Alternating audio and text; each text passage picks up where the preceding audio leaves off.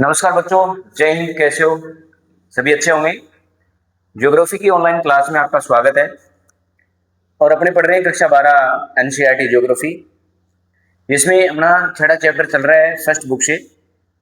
और छठे चैप्टर में आज का टॉपिक रहेगा थोक व्यापार और फुटकर व्यापार। उसके साथ साथ हम पढ़ेंगे विभागीय भंडार, विभागीय श्रृंखला श्रृंखला भंडार और परिवहन की कुछ विशेषताएं। अगर यहाँ तक होगा तो टॉपिक कर लेंगे, अन्यथा फुटकर व्यापार और थोक व्यापार जरूर पढ़ेंगे। यहाँ से बहुत सारे प्रश्न आते हैं।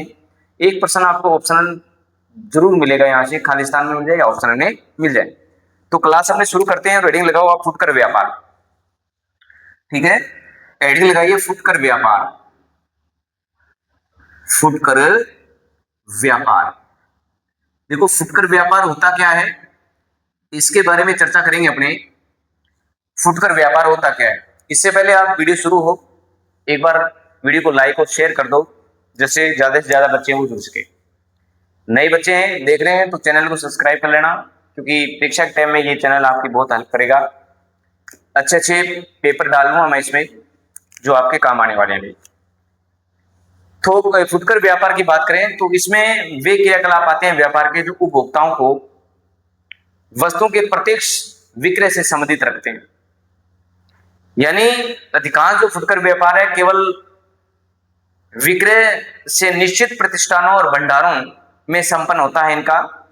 उदाहरण की बात करें अपने, जैसे फेरी वाले हैं, रेडी वाले हैं, डाक, दवार से दवार, दूरभाष, स्वचालित बिक्री जो मशीनें हैं, इंटरनेट, ये सारे सारे किस्में आते हैं फुटकर व्यापार में आते हैं साहब। तो परिभाषा बना के लिख लो, ये वह व्यापारिक क्रियाकलाप है, ये वह व्यापारिक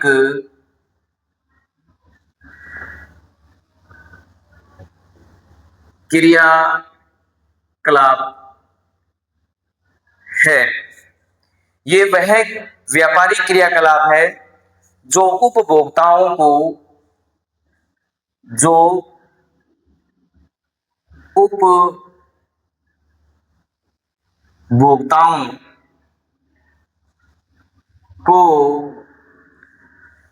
ये वह क्रियाकलाप व्यापारिक क्रियाकलाप है जो उपभोक्ताओं को वस्तुओं के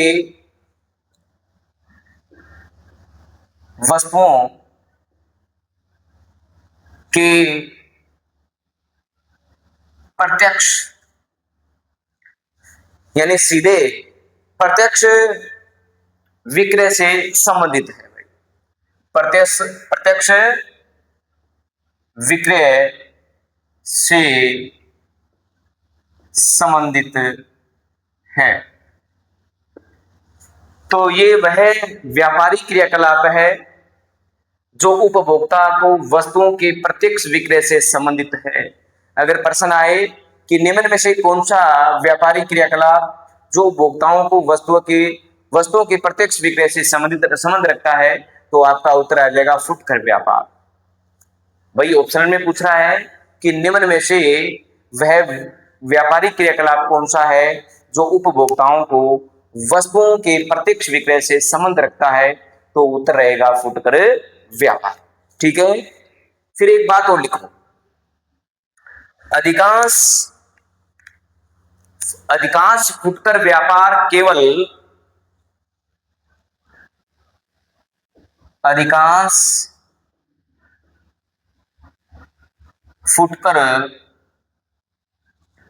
व्यापार केवल विक्रय केवल विक्रय से नियत, इसका मतलब है निश्चित प्रतिष्ठानों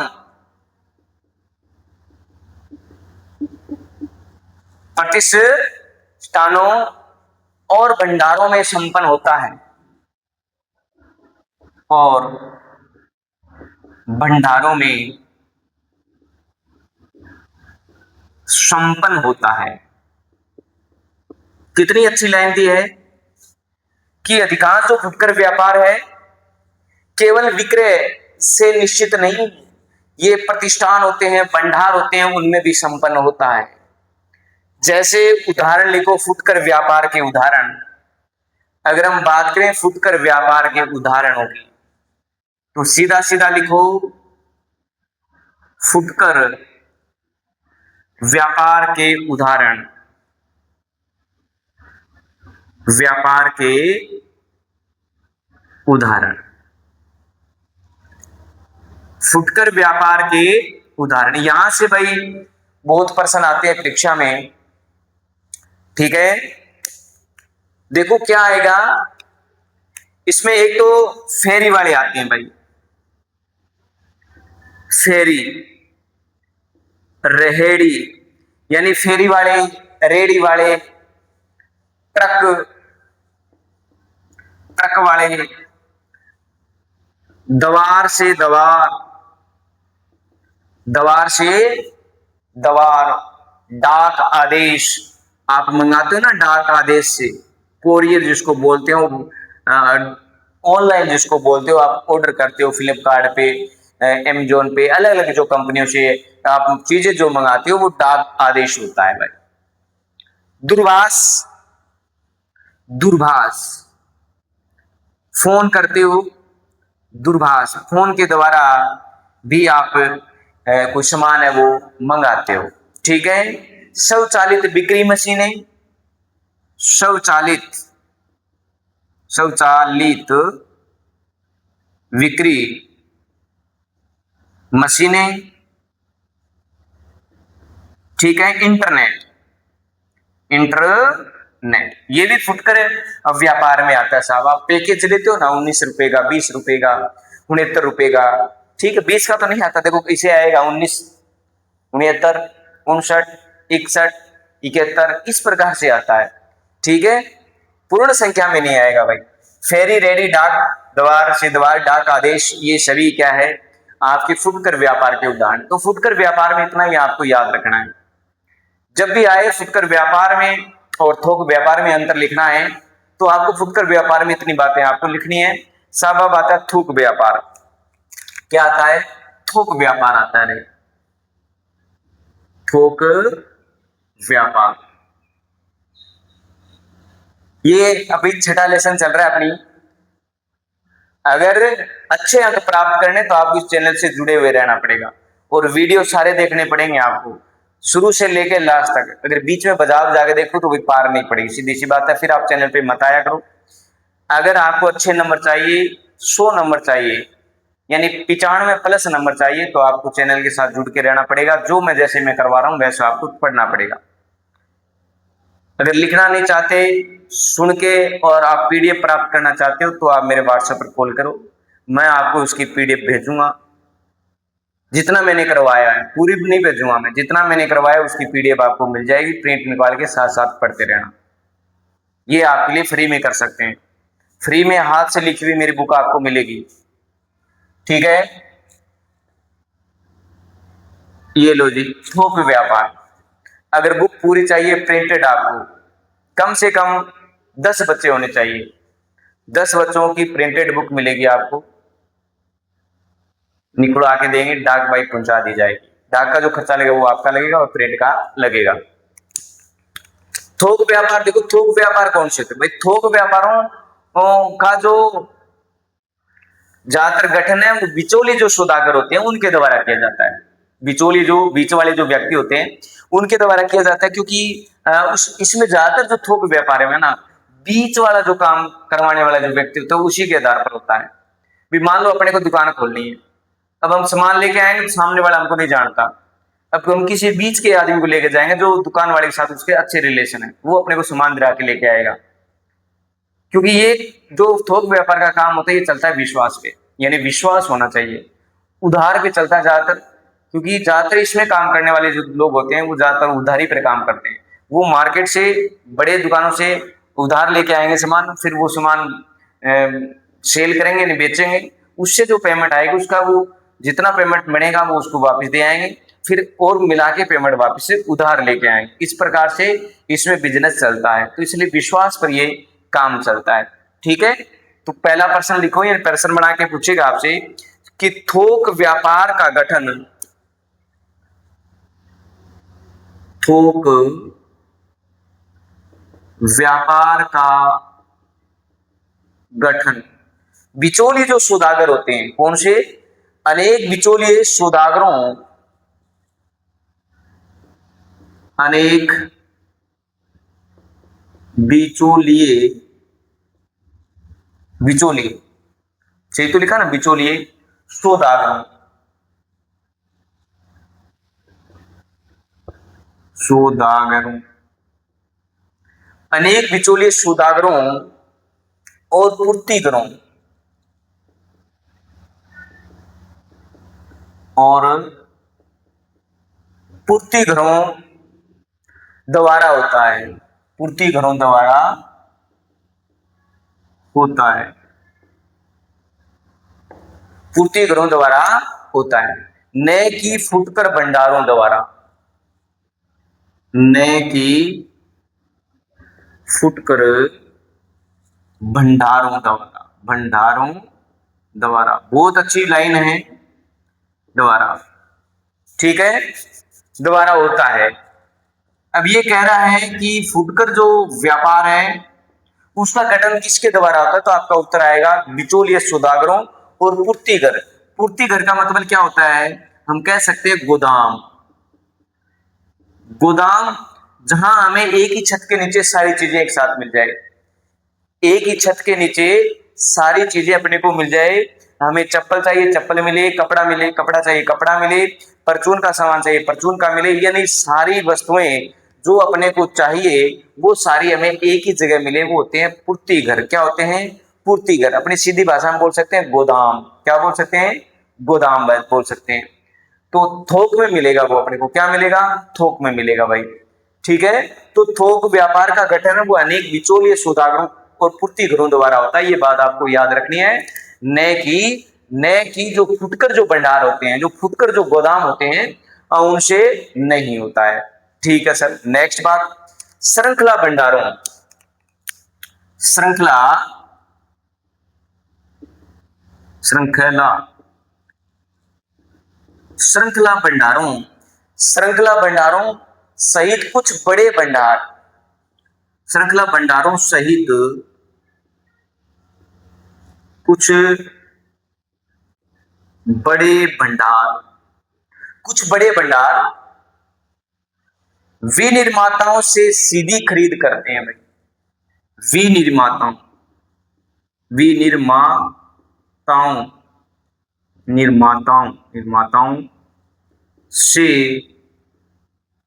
सीधी खरीद करते हैं। ये इसकी विशेषता है, ये थोक व्यापार की विशेषता है कि श्रृंखला जो भंडार होते हैं उनमें कुछ बड़े जो निर्माता होते हैं वो सीधी ही खरीद करते हैं, बिचावले की जरूरत नहीं है, वो अपने आप जाके सीधा खरीद के ले आते हैं साहब। फिर भी बहुसंख्यक फुटकर भंडार, फिर भी बहुसंख्यक फुटकर भंडार, फिर भी बहुसंख्यक फुटकर जो भंडार होते हैं वो बिचौलिए स्रोत से पूर्ति करते हैं भाई, बिचौलिए स्रोत से पूर्ति करते हैं।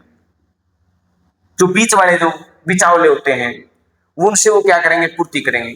फिर भी बहुसंख्यक जो फुटकर भंडार होते हैं बिचौलिए स्रोतों से क्या करते हैं भाई? अपनी पूर्ति है वो करते हैं।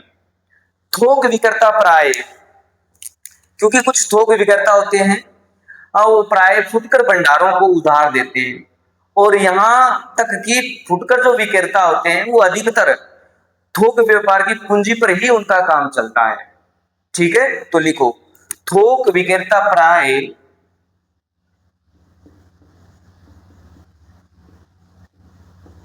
विक्रेता, विक्रेता सही लिख लेते, अच्छा ये नहीं आएगा ना, विक्रेता है प्राय फुटकर भंडारों को उधार देते हैं भाई, फुटकर भंडारों को उधार देते हैं, क्योंकि फुटकर भंडारों का काम भी इनसे चलता है। भी फुटकर भंडार है वो किससे उधार लेंगे? वो थोक व्यापार के वालों से उधार लेंगे। ठीक है सर। यहां तक कि फुटकर विक्रेता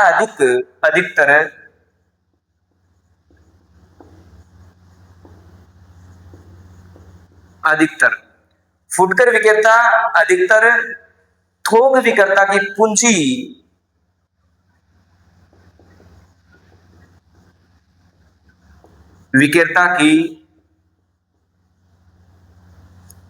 पूंजी पर ही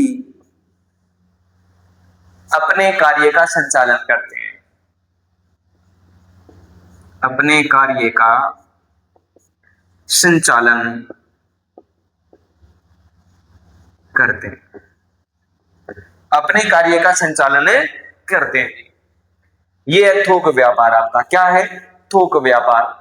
यानी थोक व्यापार में जो थोक व्यापार का गठन है वो बिचौलिए सौदागरों द्वारा होता है। बिचौलिए सौदागर और जो पूर्तिगर होते हैं उनके द्वारा होता है, न कि फुटकर भंडारों द्वारा। क्योंकि फुटकर भंडार तो स्वयं अपने आप इन पर निर्भर है ना, तो उनसे तो कहीं का इसका होगा। श्रृंखला भंडारों सहित कुछ बड़े जो भंडार होते हैं निर्माताओं से सीधी खरीद कर पाते हैं वो। फिर भी कुछ बहुसंख्यक जो फुटकर भंडार है वो बिचौलिए स्रोतों से पूर्ति करते हैं। थोक, ये वेरी वेरी इंपॉर्टेंट लाइन है भाई साहब, ये कथन में आ जाएगा ऐसा प्रश्न, यस और नो में पूछेगा आपसे कि थोक विक्रेता प्राय फुटकर भंडारों को उधार देते हैं। ये बात सही है, थोक विक्रेता प्राय फुटकर भंडारों को क्या देते हैं? उधार देते हैं। यहां तक कि फुटकर विक्रेता अधिकतर थोक विक्रेता की पूंजी पर ही अपने कार्य का संचालन करते हैं। ये बात भी सही है। लिखेगा कि निम्न में से सत्य कथन कौन सा है? निम्न में से सत्य कथन कौन सा? एक लिख दे कि थोक व्यापार का गठन अनेक बिचौलिए सौदागरों द्वारा होता है। बात सही है। एक लिख दे कि थोक विक्रेता प्राय फुटकर भंडारों को उधार देते हैं। ये बात भी सही है।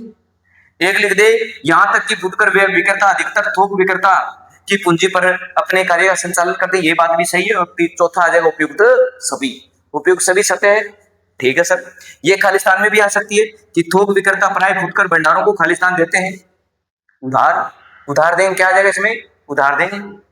अच्छा ठीक है सर। फिर यहां से फुटकर विक्रेता ज्यादातर खालिस्तान विक्रेता की पूंजी पर ही अपने कार्य का संचालन करते हैं, तो क्या आ जाएगा? थोक विक्रेता।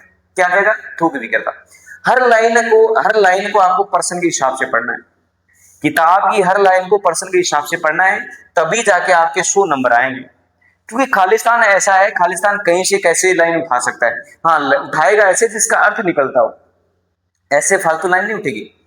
खालिस्तान की जो लाइन बनेगी उसका अर्थ जरूर निकलेगा, और उसका ऑप्शनल क्वेश्चन भी बनेगा, वन लाइनर भी बनेगा, और खालिस्तान भी बनेगा। इस प्रकार से प्रश्न बनेगा। तो ये फुटकर और थोक व्यापार हो गए। एक बार इसका स्क्रीनशॉट लीजिए। देखो, भंडारों पर और सामग्री, देखो टॉपिक अजीजा लग रहा है आपको।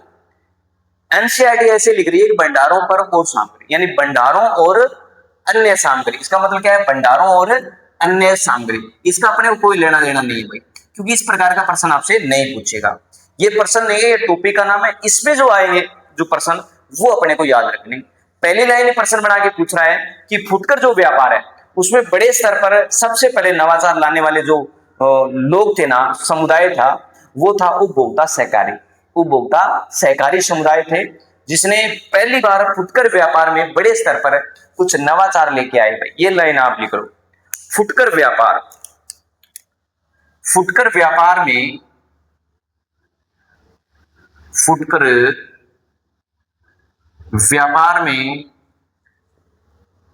वृहत स्तर, यानी बड़े स्तर पर नवाचार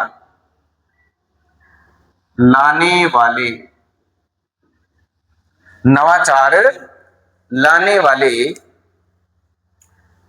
ठीक है, बड़े स्तर पर सबसे पहले नवाचार, ऐसे लिखो भाई, सबसे पहले बड़े स्तर पर सबसे पहले नवाचार लाने वाले कौन थे? ये थे बेटा जी आपके उपभोक्ता सहकारी समुदाय थे। उपभोक्ता सहकारी समुदाय थे। ये हो जाएगा उत्तर इसका। ये क्या हो जाएगा भाई? उत्तर हो जाएगा।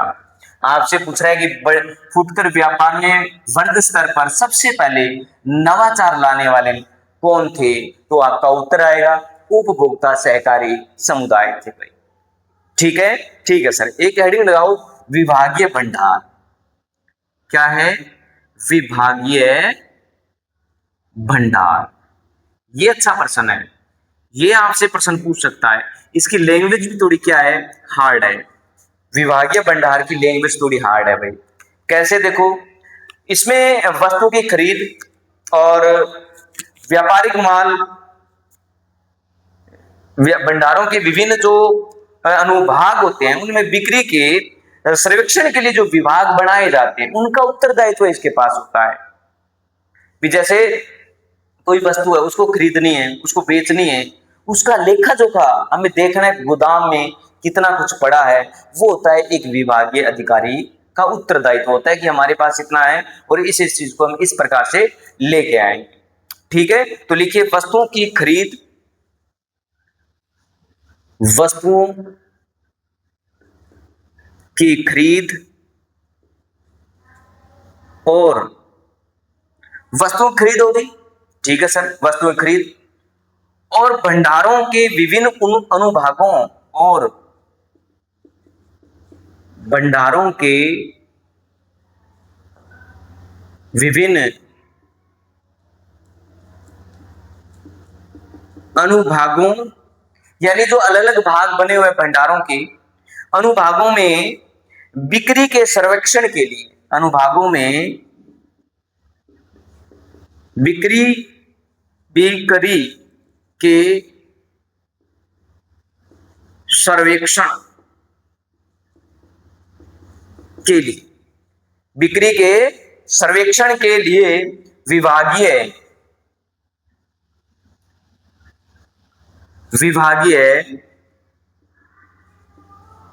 विभागीय भंडारों के जो अधिकारी होते हैं या प्रमुख होते हैं, विभागीय प्रमुखों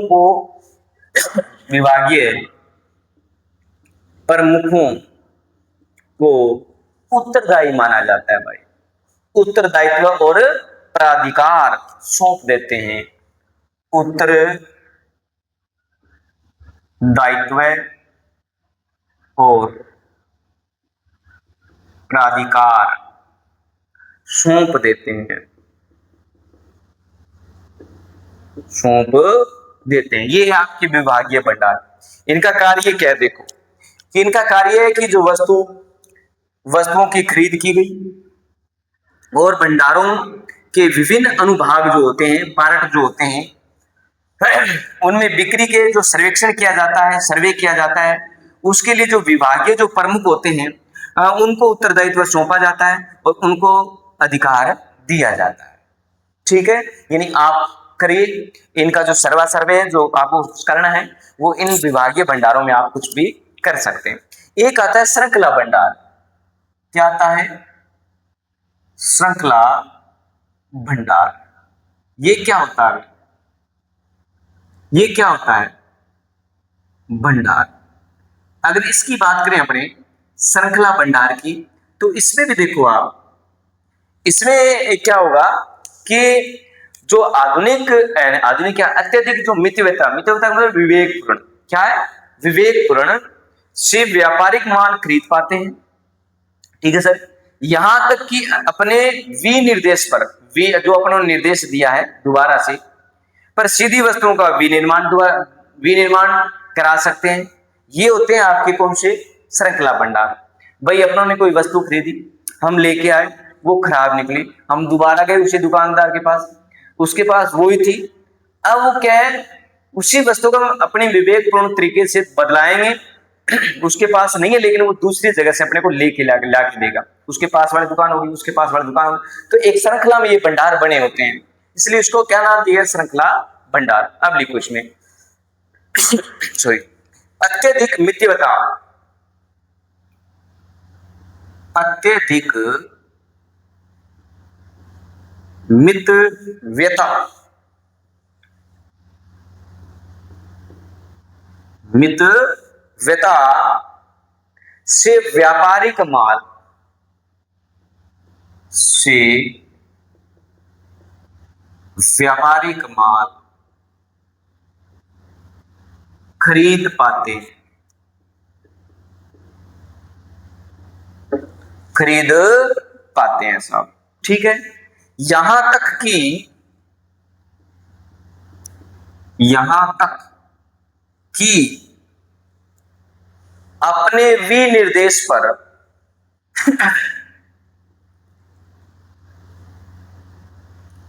अपने विनिर्देश पर,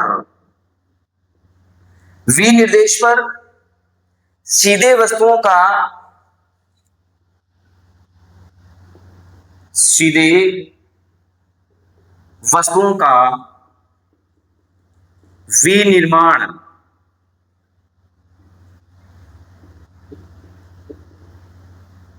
क्या बात है, विनिर्माण करा लेते हैं, विनिर्माण करा लेते हैं भाई। ये है आपके श्रृंखला भंडार। और भी है इनमें जानकारी, वे अनेक कार्यकारी, वे अनेक कार्यकारी यानी कार्यकारी कार्यों में अत्यधिक, कार्यों में अत्यधिक कुशल विशेषज्ञ नियुक्त कर लेते हैं, अत्यधिक कुशल आपका विशेषज्ञ नियुक्त कर लेते हैं, यानी अच्छे स्किल के लोगों को वो क्या इसमें नियुक्त कर लेते हैं भाई। अच्छा ठीक है सर, उनके पास एक भंडार के, उनके पास अनेक एक भंडार, उनके पास एक भंडार, एक भंडार के अनुभव के परिणामों को, अनुभव के परिणामों, भंडार के अनुभव, एक भंडार के अनुभव के परिणाम, परिणामों को अनेक भंडारों में, को अनेक भंडारों में लागू करने की योग्यता होती है, लागू करने की योग्यता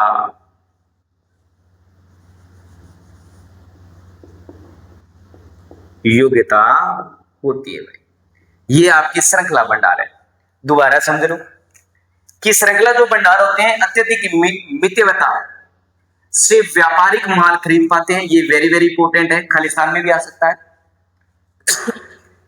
खालिस्तान में भी आ सकता है, ऑप्शनल में भी आ सकता है। आ सकता है कि निम्न में से कौन से भंडार है जो अत्यधिक मितव्यता से व्यापारिक माल को खरीद पाते हैं। निम्न में से कौन से भंडार है जो अत्यधिक मितव्यता से व्यापारिक माल को खरीद पाते हैं, तो आपका उत्तर क्या आएगा, उसमें श्रृंखला भंडार आएगा। क्या आएगा, श्रृंखला भंडार। यहां आ जाए श्रृंखला भंडार अत्यधिक मितव्यता से व्यापारिक खालिस्तान खरीद पाते हैं, तो यहां आ जाएगा माल। क्या आ जाएगा, माल आ जाएगा। ठीक है सर, श्रृंखला जो भंडार होते हैं वो अपने विनिर्देश पर सीधी वस्तुओं का विनिर्माण करा लेते हैं। जो श्रृंखला भंडार होते हैं वो अपने विनिर्देश पर सीधे ही वस्तुओं को क्या करवा लेते हैं, विनिर्माण करवा लेते हैं। ये विशेषता बता रहा हूं साथ में। ये क्या बता रहा हूं मैं, ये प्रश्न आदि श्रृंखला भंडार की दो विशेषता बताइए, श्रृंखला भंडार की दो विशेषता बताइए, तो आपको इस प्रकार से आपको बताना है। ठीक है, उसके बाद वे अनेक कार्यकारी कार्यों में अत्यधिक कुशल विशेषज्ञ और नियुक्त कर लेते हैं। यानी अच्छे स्किल वाले जो लोग हैं ना, श्रृंखला भंडार है, वो उनको नियुक्त कर लेता है, जिससे उनको फायदा होगा। भाई सीधी सी बात है, एक अच्छा ईमानदार कर्मठ व्यक्ति अगर किसी कंपनी में कार्य करता है तो उसका अलग ही, ठीक है। अच्छा ठीक है सर, फिर जहां ये कर्मचारी काम करेंगे उनके पास एक भंडार का अनुभव होगा और उस अनुभव को वो दूसरे भंडार में लेके जाएंगे, इसलिए वहां ये लागू करेंगे और उनको लागू करने की उनकी योग्यता भी होती है। क्या होती है? योग्यता होती है। ये कितनी विशेषता है? 1 2 3 4 श्रृंखला भंडारों की 4 विशेषता है। इसी प्रकार इनकी विशेषता भी है। ओके, तो क्लास समझ में आ रही है? समझ में आ रही है तो एक बार वीडियो को लाइक और शेयर कर दो और इसका स्क्रीनशॉट आप ले लो। देखिए आप परिवहन की विशेषताएं, परिवहन टॉपिक अपना शुरू हो जाता है और यहां शुरू करते हैं परिवहन की विशेषताएं ठीक है। देखो विशेषताएं कौन सी है भाई, पर्सन बना के करना है आपको, दिक्कत नहीं है। थ्योरी के लिए नहीं पढ़ा रहा मैं, क्वेश्चन भी बना के आपको दे रहा हूं साथ साथ में, तो कोई दिक्कत नहीं है, आपको मलाई लेंगे भाई। ठीक है, क्लास अच्छी लग रही है? लग रही है तो आप मैसेज जरूर करा, जितने बच्चे देख रहे हैं 2 3 4 5 जितने भी है वो मैसेज जरूर करें। हाँ, उनको नंबर दिलाने की मेरी गारंटी है भाई। क्लास के साथ अंत तक जुड़े रहना, आपको भागना नहीं है छोड़ के। ओके, तो लिए पहली विशेषता क्या होगी? परिवहन एक ऐसी सेवा एवं सुविधा है, परिवहन एक ऐसी सेवा अथवा सुविधा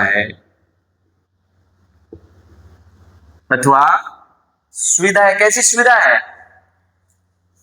जिससे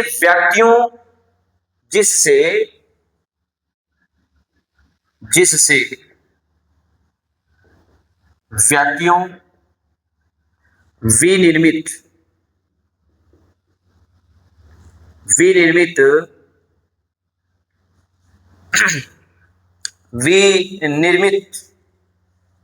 विनिर्मित लिखा से निर्मित तो लिखा ही नहीं, से लिखा करो भाई।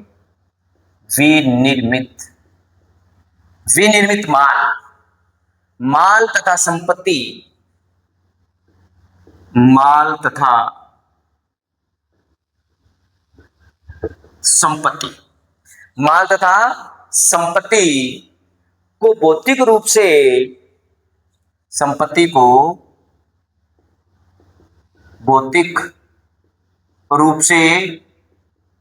एक स्थान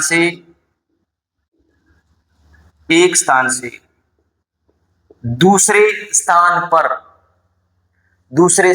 ले जाया जाता है, दूसरे स्थान पर ले जाया जाता है। ये पहली विशेषता है। ठीक है, यानी परिवहन एक ऐसी सेवा अथवा सुविधा है जिसमें व्यक्तियों विनिर्मित माल, संपत्ति और भौतिक रूप से एक स्थान से दूसरे स्थान पर ले जाया जाता है। ठीक है सर, मान ली बात। परिवहन मानव की गतिशीलता की मूलभूत आवश्यकता है।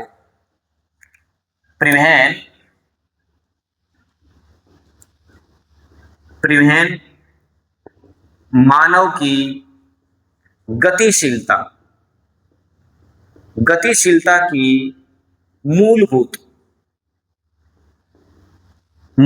क्या है? मूलभूत आवश्यकता को पूरा करने हेतु, मूलभूत आवश्यकता को पूरा करने हेतु क्या है? हेतु निर्मित एक संगठित उद्योग है। हेतु निर्मित एक संगठित उद्योग है, साहब।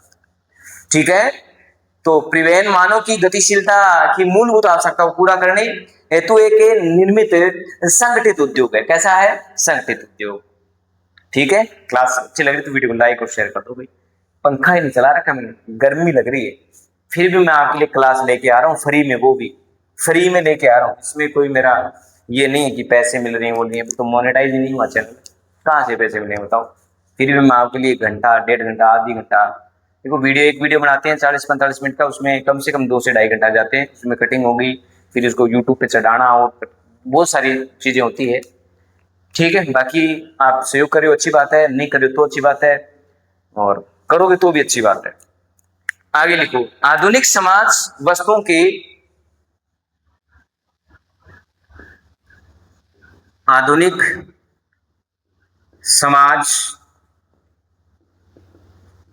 वस्तुओं के, आधुनिक समाज वस्तुओं के उत्पादन, वितरण, उत्पादन, वितरण और उपभोग में सहायता देने के लिए, और उपभोग में सहायता देने के लिए, सहायता देने के लिए तीव्र एवं सक्षम परिवहन व्यवस्था चाहते हैं। तीव्र एवं सक्षम परिवहन व्यवस्था चाहते हैं। ये प्रश्न आ चुका है भाई साहब, ये लाइन प्रश्न में बन के आ चुकी है, इंपोर्टेंट लगा लो कि आधुनिक समाज वस्तुओं के उत्पादन, वितरण और उपभोग में सहायता देने के लिए तीव्र एवं सक्षम परिवहन व्यवस्था चाहते हैं। ये बात सही है। नेक्स्ट जो विशेषता रहेगी, इस जटिल व्यवस्था की प्रत्येक अवस्था, इस जटिल व्यवस्था की प्रत्येक अवस्था में परिवहन द्वारा, में परिवहन द्वारा, परिवहन द्वारा पदार्थ का मूल्य अधिक बढ़ गया है। परिवहन द्वारा पदार्थ का मूल्य अधिक बढ़ जाता है, बढ़ जाता है। ये परिवहन की विशेषता है साहब। क्या है ये? परिवहन की विशेषता है। दोबारा समझ लो, परिवहन की विशेषता 1 नंबर देखो, परिवहन एक ऐसी सेवा है अथवा सुविधा है जिससे व्यक्तियों, विनिर्मित माल तथा संपत्ति को भौतिक रूप में एक स्थान से दूसरे स्थान पर ले जाया जाता है। बात सही है। परिवहन मानव की गतिशीलता की मूलभूत आवश्यकता को पूरा करने हेतु विनिर्मित एक संगठित उद्योग है भाई, ये बात सही है। आधुनिक समाज वस्तुओं के उत्पादन, वितरण, उपभोग में सहायता देने के लिए तीव्र एवं सक्षम परिवहन व्यवस्था चाहते हैं। इस जटिल व्यवस्था की प्रत्येक अवस्था में परिवहन द्वारा पदार्थ का मूल्य वो अधिक बढ़ जाता है। ठीक है, अब नेक्स्ट प्रश्न करते हैं परिवहन का ही क्या है। परिवहन का प्रश्न है कि परिवहन की दूरी को किस रूप में मापा जा सकता है, ये लिखो। परिवहन की दूरी को किस रूप में मापा जा सकता है, मापा जा सकता है। ये लो रे, तुम्हारे लिए तो मैं प्रश्न पूरा लिख दी हूं। थे कितनो काम करूंगा मेरे को पतो बोली। ठीक है, अब थे कितना 12वीं क्लास के बच्चों के पास ये वीडियो पहुंचाओगे, नहीं पहुंचाओगे, वो तुम्हारी हेडेक है भाई। ठीक है, चलो देखते हैं। अब परिवहन की दूरी को किस रूप में मापा जाता है, तो 3 इकाई ऐसे जिसमें मापते हैं अपने। कौन कौन से देखो, एक आता है बेटा जी किलोमीटर में। किसमें? परिवहन की दूरी को किलोमीटर में मापा जाता है भाई। अब किलोमीटर में कैसे मापेंगे? किलोमीटर दूरी में, अगर किलोमीटर दूरी आपकी याद नहीं है ना, दूरी अथवा, भाई दूरी अथवा में कोई भी लिख सकते हो, मार्ग लंबाई की वास्तविक दूरी आ जाएगी इसमें। मार्ग लंबाई की वास्तविक दूरी, वास्तविक दूरी। अब वास्तविक दूरी का मतलब ये है कि या तो वो किलोमीटर के हिसाब से हम चलेंगे तो हमें पता चलेगा कितने किलोमीटर आगे, या हमें जब गाड़ी कोई किराए पे कर रहे हैं जो भी हम, तो उसको बताना पड़ेगा भी ये फलाना फलाना गांव है, ये यहाँ से 1-2 किलोमीटर 3 किलोमीटर है, उसके हिसाब से वो पैसे अपने को बताएगा। ओके ओके ठीक।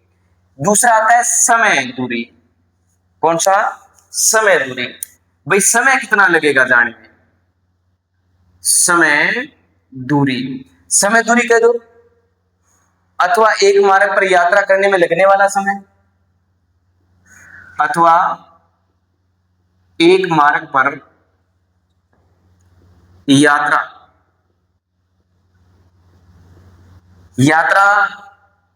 करने में लगने वाला समय, यात्रा करने में लगने वाला समय। आप ये कह सकते हो भी एक यात्रा कर रहे हैं उसमें लगने वाला जो समय है उसके रूप में माप दो। अच्छा ठीक है सर, तीसरा बताओ, तीसरा कौन सा है? सर एक तो रह गया ना, कौन सा? एक रहेगा लागत दूरी, बिना पैसा काम को चले, लागत दूरी। अथवा की बात करें आप भाई, इसमें मार्ग पर यात्रा के खर्च के रूप में, मार्ग पर लगने वाला, मार्ग पर यात्रा में मार्ग पर लगने वाला खर्च के रूप में मापा जा सकता है, मापा जा सकता है। तो इन तीन रूपों में परिवहन की दूरी को मापते हैं। कौन सा? 1 किलोमीटर की दूरी आ जाएगी, ये आगे वाली याद रखने की जरूरत नहीं है आपको।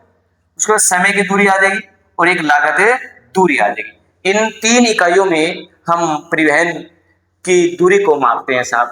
अगर ये याद हो फिर ये रखना पड़ेगा, मार्ग की लंबाई की वास्तविक दूरी हो जाएगी, एक मार्ग पर यात्रा करने वाला समय और एक मार्ग पर यात्रा के दौरान लगने वाला खर्च। ठीक है, ठीक है सर। उसके बाद देखो, परिवहन के साधन के चयन में समय अथवा लागत के संदर्भ में एक निर्णायक कारक, ये एक नोट लगा के लिख लो, अच्छी लाइन है, पेपर में आने लायक है ये नोट वाली चीज। क्या लिखना है कि परिवहन के साधन के चयन, परिवहन के साधन के चयन में समय अथवा लागत के संदर्भ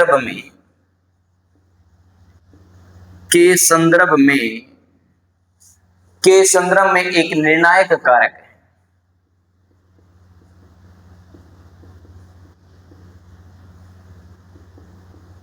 एक क्या है? निर्णायक कारक है। ठीक है सर। दूसरी बात, मानचित्र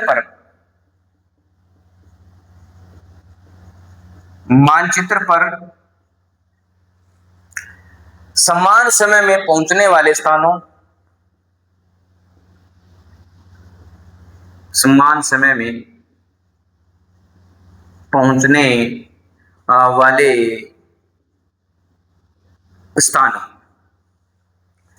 वाले स्थानों को मिलाने वाली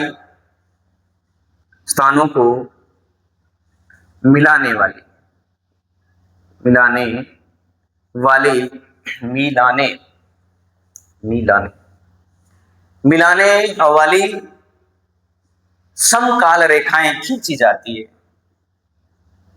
समकाल रेखाएं खींची जाती है। ये प्रश्न है, खींची जाती। देखो मैं बता देता हूं प्रश्न बना के। प्रश्न सीधा ही पूछेगा, समकाल रेखाएं किसे कहते हैं, समकाल रेखाएं किसे कहते हैं, या समय रेखा किसे कहते हैं, समय रेखा किसे कहते हैं। तो आपका उत्तर क्या आएगा? उत्तर आएगा, मानचित्र पर समान समय में पहुंचने वाले स्थानों को मिलाने वाली रेखा क्या कहलाएगी? समकाल रेखा कहलाएगी। ठीक है। और परिवहन के साधन के चयन में समय अथवा लागत के संदर्भ में एक निर्णायक कारक हो सकता है। क्या हो सकता है? एक निर्णायक कारक हो सकता है। बताओ ठीक है, आगे बात सुन ले। तो आज की क्लास आपको कैसी लगी ये आप बताओगे मैसेज में, इसका स्क्रीनशॉट लेना। आज के लिए इतना ही है। कल अपने पढ़ेंगे परिवहन को प्रभावित करने वाले कारक। कौन से? परिवहन को प्रभावित करने वाले कारक, चाल तंत्र और पहुंच और संचार। दूर संचार तक मैं लेके आऊंगा, सेवा है वो अगली वीडियो में लेके आएंगे। ठीक है, इस प्रकार से 3-4 वीडियो और आएगी। ठीक है भाई, तो आज के लिए इतना ही है। धन्यवाद। जय हिंद, जय भारत।